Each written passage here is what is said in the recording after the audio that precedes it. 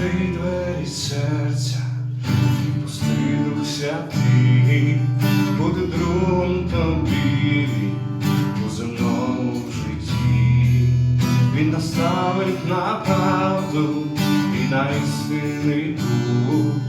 Усі стомлені душі йому спокій знайдуть.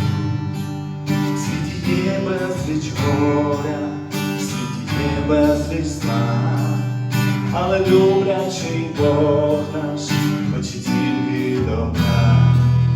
До скорботі він втіха, для гріха він суддя. Він готовий невісту, він готовий невісту, він готовий невісту для Ісуса Христа. Дух Святий неземний, чути голос твій, ти в мені, я в тобі, навіки, навіки нагляд твій. Дух Святий неземний, чути голос твій,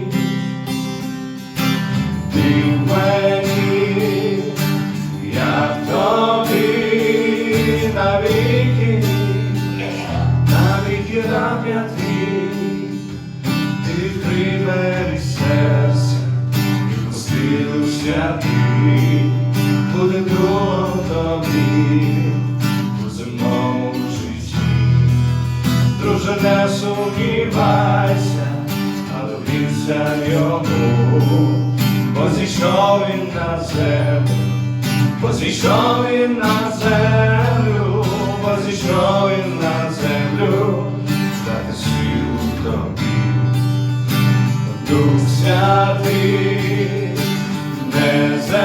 неземний, чути твій голос твій,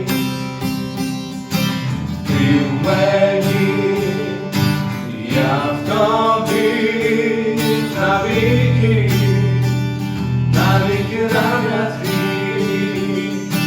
Дух Святий неземний, чути твій голос твій,